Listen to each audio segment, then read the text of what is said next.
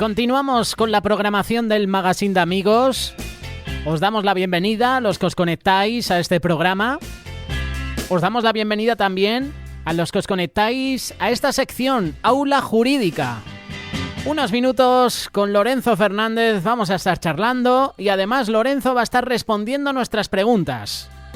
¿Qué tal estás, Lorenzo? Buenos días, bienvenido. Muy buenos días, José. Muy buenos días, Jessica, que ya me ha dicho un pajarito que tú también hoy estás ahí de cuerpo presente. Claro que sí, claro que sí. ¿Qué voy a hacer yo sin vigilaros? Pues tengo que vigilaros, no vaya a ser que os desmadréis. Eso también es verdad. Y así ejerces un poco de control. Exacto. Yo aquí os vigilo, lo voy apuntando todo. Agradecemos, Lorenzo, que nos acompañes en esta mañana. Tenemos muchas consultas. De hecho, la semana pasada varios oyentes ya participaron con nosotros y nos dejaron esas preguntas en el, ¿cómo se dice? En el tintero. Se quedaron en el tintero. Porque estaban en el buzón, pero no salieron del buzón. Se quedaron ahí. Pero, Lorenzo, hay mucha audiencia que está esperando este espacio y vamos allá, vamos a ponernos manos a la obra. Este es un mensaje que nos han enviado a través de WhatsApp, una oyente. Buenos días, bendiciones para todos. Tengo una pregunta para Lorenzo. Mi madre viene este verano con mi sobrino, mayor de edad, por 2 meses y medio. Ella ya ha venido más veces, ahora tiene 66 años y yo tengo nacionalidad. Aparte de la carta de invitación, he oído de un trámite que se hace en notaría. ¿Qué diferencia hay y cuál sería la mejor opción, Lorenzo? Ella no quiere venir con reserva hotelera, así lo dice, puntualizando al término de este mensaje. Sí, bueno, yo creo que aquí lo que ha hecho ha sido un poco un cóctel de frutas, porque claro, dice una cosa de notaría, de traérsela. A ver, yo deduzco que supongo que a lo que se refiere es a poder hacer la reagrupación comunitaria, que la reagrupación comunitaria, como es cierto, pues sí que hay una parte de ese trámite que pasa por hacer un acta de manifestaciones en notaría. Este acta de manifestaciones es un documento notarial que viene a reflejar la condición en la cual va a venir esta persona, es decir, que el nacionalizado, en este caso la persona que acude a notaría, refleja en ese acta notarial que se va a hacer cargo económicamente y sustentar todos los gastos que origine esta persona en el tiempo que permanezca aquí en España. Entonces yo creo que a lo que se refiere es a eso. A ver, la carta de invitación, pues bueno, sí, es la carta de invitación, como todos sabemos, tiene un periodo de validez de 90 días, aproximadamente 3 meses, y entonces, pues antes de que finalice ese plazo, se tiene que volver a su país de origen.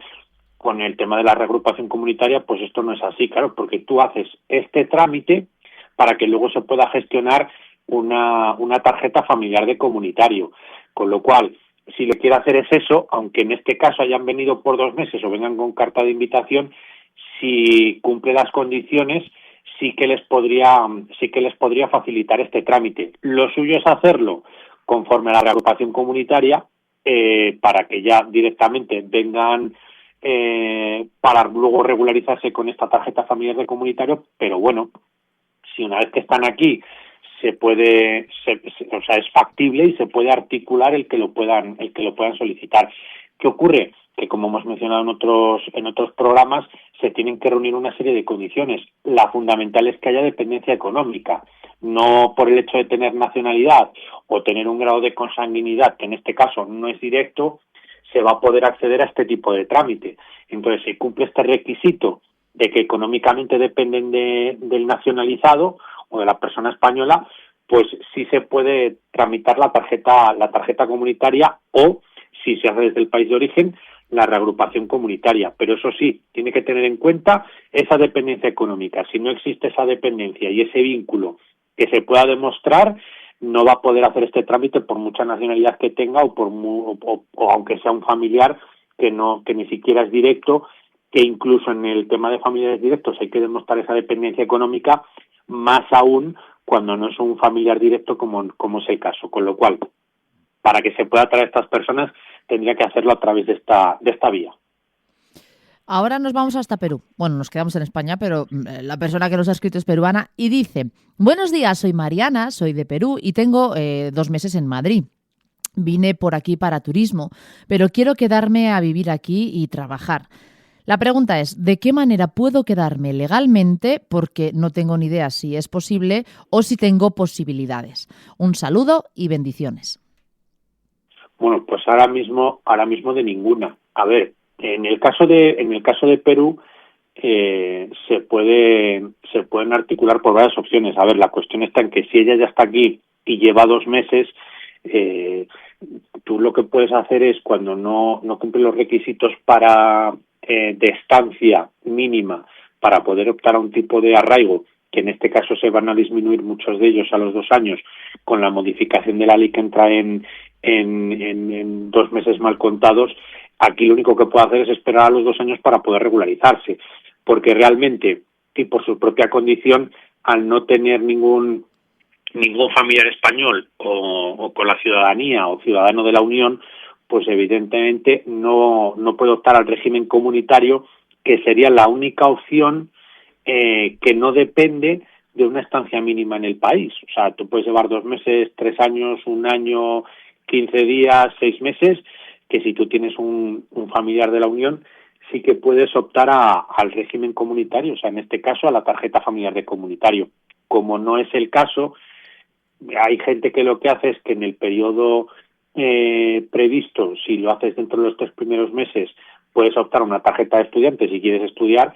La cuestión es que ya si lleva 2 meses ya no podría hacerlo, porque ya se le ha pasado el plazo. Esto es lo suyo, aunque tengas 3 meses, para que te puedan dar validez a una tarjeta de estudiante, tienes que empezar el procedimiento antes de que finalice el segundo mes desde la entrada en el país, porque si no se entiende que no hay margen de maniobra para poder hacer esa gestión, con lo cual quedarías ilegal, y entonces lo que no van a hacer es aceptar ese trámite.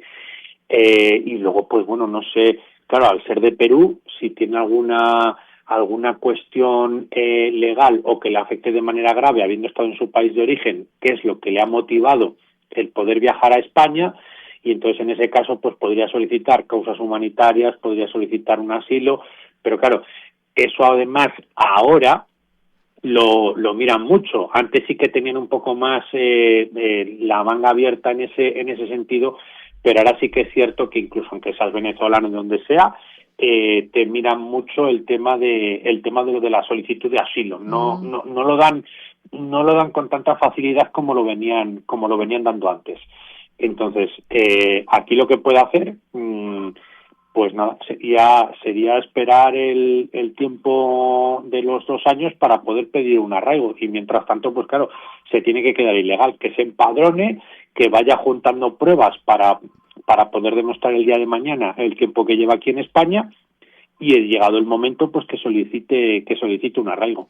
Yo tengo una pregunta y es en referente a lo que estás diciendo. ¿Y ella puede, por ejemplo, hacer lo que tú has dicho en esos 2 años, que se empadrone? ¿Puede acercarse a la asistenta social para alguna ayuda?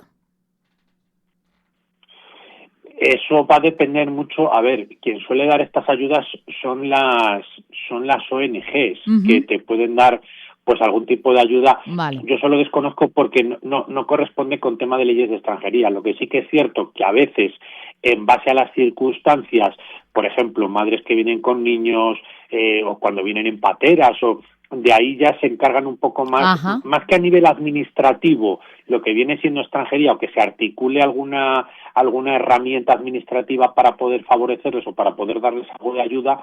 Lo que sí que hacen son las ONGs, pues yo qué sé, les facilitan alojamiento, comida, lo que sea, pero lo que es hacer a nivel administrativo para en ese sentido, no se puede hacer nada, porque al fin y al cabo, o sea, la asistenta social pues no se puede acudir, pero es un mecanismo social que puede depender de la comunidad autónoma, ayuntamiento, del Estado, y que en este caso en principio no es preceptivo ni está previsto ningún tipo de ayuda en ese sentido, y ahí es donde interceden las ONGs y pues las asociaciones o este tipo de agrupaciones, que lo que hacen pues es ayudar a esta gente desfavorecida en este momento. Vale, es que el otro día me lo preguntaron y quería quitarme yo esa espinita por si me lo vuelven a preguntar. Grache, te toca, José.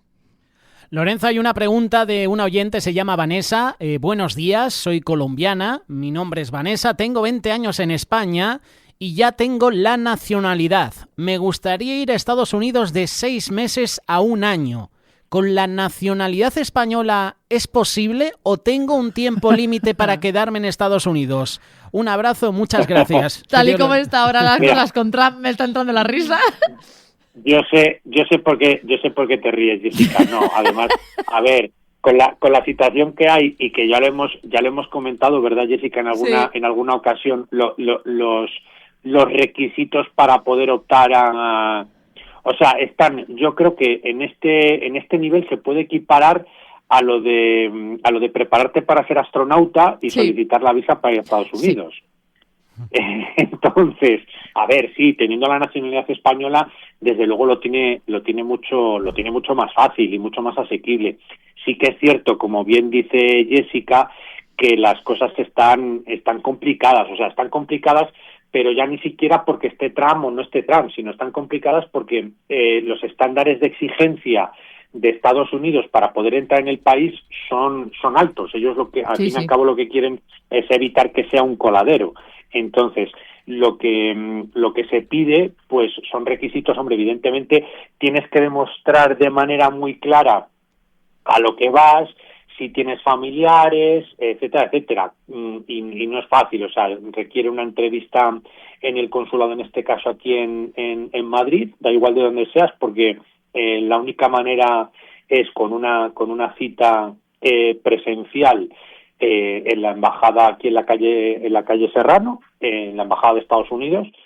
Previamente se tiene que presentar una serie de documentación, un escrito, justificar para qué es, los medios económicos que tú tienes, tienes que rellenar un formulario muy concreto en el cual se te preguntan pues de manera muy específica, pues bueno, si has tenido alguna vez antecedentes penales, si has tenido algún conflicto, y luego también es potestativo que una vez que revisa toda esta documentación el trabajador de la embajada de Estados Unidos te puede requerir incluso pues hacer preguntas de si usted ha estado alguna vez, o sea, mira, y esto es un caso real, de una persona, esto fue hace ya tiempo, que se había estado en contacto con alguna persona que hubiese sido seropositiva, o sea, que hubiese tenido el virus del SIDA. O sea, que fíjate hasta qué punto, si ya de por sí tú tienes que rellenar un formulario, te hacen un montón de preguntas, tienes que pasar ese filtro, una vez que ven todo eso, ellos, si observan o creen pertinente ampliar esa información a cualquiera, o sea, incluso a ti te parezca que no tiene absolutamente nada que ver, pues tú evidentemente vas a tener que contestarles, porque si no, evidentemente corres el riesgo de que no te vayan a dar ese visado. Entonces, a ver, tener una nacionalidad española se puede. Es complicado, es tedioso, es costoso, pero sí se puede hacer. O sea que da igual, como dice nuestra oyente Vanessa, que lleva 20 años en España y ya tiene la nacionalidad. La cuestión es que por el hecho de tener nacionalidad española sí que es muchísimo más fácil que si tienes una nacionalidad de otro país y pretendes acceder a Estados Unidos, con lo cual sí, eso te van a dar el visado y no tienes ningún problema. O sea, no tienes ningún problema siempre y cuando cumplas con los requisitos. Precisamente hace poco estuvimos gestionando pues eso para una familia que iban el nieto y la abuela para ver a su hijo y bueno, y el nieto para ver a su padre, y ambos con nacionalidad española. Y a ver, costó en cuanto a tiempo y recursos, pero bueno, pues al final lo haces. Tienes que ir a la entrevista, vas a la entrevista.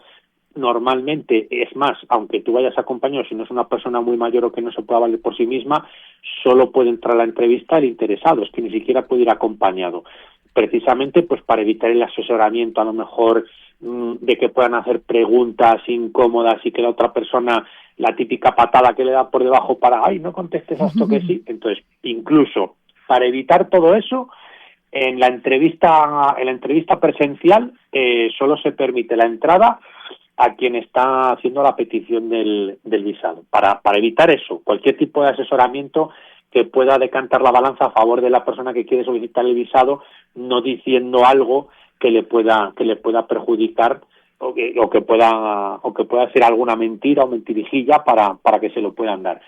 O sea que, dicho esto, que se antoja no le queremos quitar a Vanessa, nuestra oyente, las ganas de solicitar el visado, pero que sepa que tiene que, antes de solicitarlo, contar con mucho ánimo y psicológicamente estar preparada para la batalla. Lorenzo, referente a este tema, por ejemplo, los que trabajamos como voluntarios o vamos a una iglesia, está la opción, y se nos ha mencionado en muchas ocasiones, de hecho en algún programa tú lo has mencionado, de el visado religioso. ¿Esto está operativo? ¿Sigue en marcha todavía? ¿Se podrían acoger, por ejemplo, personas con nacionalidad española, sin antecedentes, sin delitos? ¿Se podrían acoger al visado religioso para estar, por ejemplo, en Estados Unidos unos meses o a lo mejor en otro país de misionero? Sí, claro, y además, a ver, teniendo presente que el caso concreto que es el de Remar, que está instaurado en infinidad de países, o sea, ya he perdido la cuenta, seguro que a lo mejor si Miguel Díez lo estuviese escuchando, llamarían a antena y dice, son no sé cuántos países, bueno, son muchos, con lo cual, por ejemplo, en el tema de Remar, sí que es cierto que claro, teniendo presencia en tantos países sí que se puede solicitar y además está más que justificado, porque incluso aun no teniendo presencia a lo mejor en otro país, si se solicita esa visa religiosa y no hay ningún problema en que te la concedan, más aún, por ejemplo, sería en este caso. Entonces sí, sigue vigente, se sigue articulando y es más, o sea, en el caso, por ejemplo, de la Iglesia Católica, muchas veces cuando mueven del Consejo Pastoral o gente que tiene cierta relevancia dentro del sistema eclesiástico que tienen establecido, usan mucho esta dinámica, o sea, usan mucho esta herramienta del visado de este tipo de visados, precisamente porque sería la única manera de poder optar a ellos, ya que en otras circunstancias no se podría. Esto funciona un poco de manera parecida a cuando hay empresas internacionales o hay desplazados que tienen que hacer, pues bueno, un expatriado, irse a trabajar fuera o una persona de fuera, venir a trabajar aquí, pues esto es lo mismo, lo único que dentro del mundo religioso, porque como no estamos contando con una persona que a lo mejor esté demostrablemente remunerada en un epígrafe concreto y de una manera muy plausible para poder aportar ese tipo de documentación, pues para eso se emite de la unidad eclesiástica o de la ONG o de la entidad religiosa que sea, pues se pide a nivel documental que pues los justificantes o lo que se exija en cada caso concreto y sí que pueda tener esa itinerancia la persona que pertenezca pues a la ONG o a la entidad religiosa, pues en el caso de pastores o de personas que ejerzan una función dentro de la ONG o dentro de la unidad religiosa. O sea que en ese sentido sí se sigue usando y se usa bastante, tanto gente que viene a España como desplazados que van de España a otros países y en el de Estados Unidos pues también, claro. Vamos con la siguiente pregunta, a ver qué te parece, y nos vamos con Gabriel. Dice, hola a todos, mi nombre es Gabriel, soy español y tengo 40 años. Mi novia es ecuatoriana y lleva 10 años en España ilegalmente. Tenemos 3 años de noviazgo y nos queremos casar. ¿Yo puedo darle la nacionalidad y ella tendría permiso de residencia además de permiso de trabajo? Muchas gracias por la ayuda y muchas bendiciones. No le puede dar la nacionalidad. Y esto sería como empezar la casa por el tejado. O sea, primero, no sé quién decía esto de primero lo primero. Antes de poder darle la nacionalidad, que no sería darle la nacionalidad, lo que sí puede, si se casan al ser un ciudadano español, evidentemente le puede extender este derecho a través de la modalidad que hemos mencionado antes, de la tarjeta familiar de comunitario. Entonces, se le tramitaría esta tarjeta familiar de comunitario y en el caso de esta tarjeta en concreto no tendría que esperar los 2 años para poder optar a la nacionalidad, porque de manera regular, países de Latinoamérica, necesitas un periodo mínimo de 2 años residiendo de manera legal para poder optar a la nacionalidad. Que en este caso, con el régimen comunitario, simplemente con 1 año sería suficiente para poder optar a la nacionalidad. De manera directa no le puede dar la nacionalidad, pero lo que sí se puede hacer es que una vez casados, ella acceda al régimen comunitario, a la tarjeta familiar de comunitario, y una vez que acumule 1 año de residencia legal con esa tarjeta familiar de comunitario, ahí es cuando sí puede optar a la nacionalidad. Entonces ahí sí la podría pedir.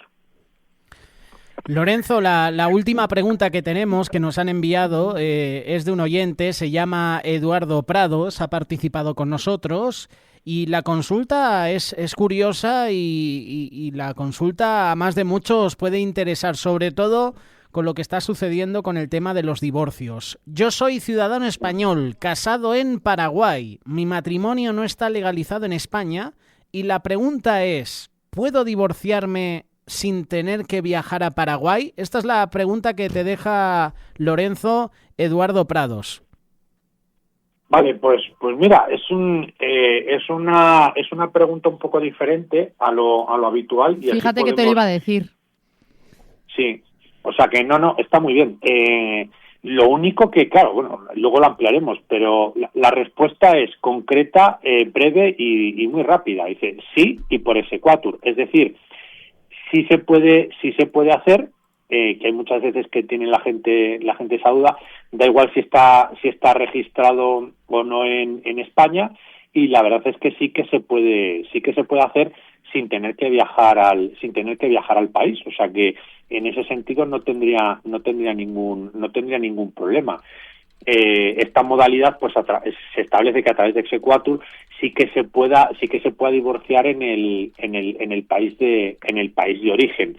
Pues claro, si no, muchas veces la gente que tiene estas cuestiones de y a ver, nosotros nos encontramos de manera muy habitual estos casos, gente que ya está viviendo aquí, que se ha venido, que su mujer o con la que se casó en su día, porque eran muy jóvenes, porque es que ni siquiera tiene contacto, claro, y nos viene y dice, claro, yo tengo nacionalidad española, me quiero casar porque tengo mi pareja y quiero darle los papeles, y es que, pero claro, como estoy casado en mi país, porque parte de la documentación que se exige para tú poder casarte aquí en España es un certificado de soltería de tu país de origen. Claro, si tú en tu país estás casado, no puedes aportar un certificado de soltería. Claro, aquí está prohibida la bigamia, con lo cual, si tú estás casado en tu país de origen, aquí no te vas a poder casar. Y hay gente, pues, que tú dices, ¿cómo voy a viajar a mi país de origen, iniciar un trámite con los meses que eso conlleva para realizar el trámite? Pues optan por esta vía. Tras el exequatur, pues lo que hacen es que aquí se articula la posibilidad de poder divorciarse en su país de origen.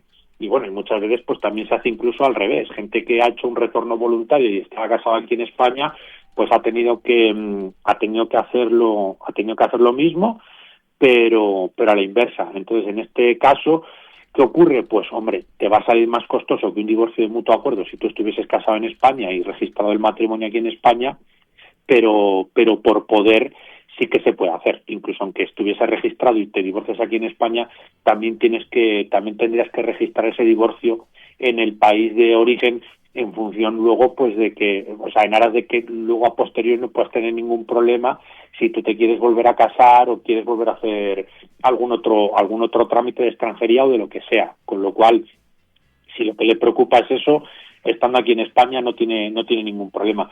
Esto pues le va a tardar unos meses, puede tardar 6, 10 meses, depende un poco. O sea, este procedimiento sí que es cierto que tarda, pero también es cierto que es mejor esperar ese tiempo y poder hacerlo desde aquí que no tenerte que ir a tu país de origen, sobre todo si estás trabajando y no puedes, por el tema de compaginar ese tiempo o utilizar esas vacaciones en vez de para usarlas de vacaciones, precisamente para solucionar estos problemas, con lo cual sí que se puede hacer, no habría ningún problema.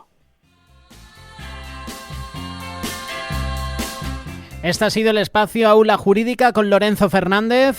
Lorenzo, muchas gracias por haber estado con nosotros, gracias por resolver las dudas de nuestros oyentes. Que tengas un excelente día y, si Dios lo permite, el martes que viene te esperamos aquí. El martes que viene espero estar ya allí en persona. Aquí te esperamos, Lorenzo. Un fuerte abrazo, Lorenzo. Un abrazo fuerte. Hasta luego. Hasta luego. Jessica, nosotros volvemos sobre las 12:15 aproximadamente, 12:20, con el espacio de expedición. Sí, nos vamos a quedar por Europa, así que no nos vamos a ir muy lejos. En unos minutos llega la tertulia con nuestros invitados. 12:10, las noticias, incluimos la previsión del tiempo para este martes. No te vayas, sigue conectado a este programa, sigue conectado a Radio Solidaria.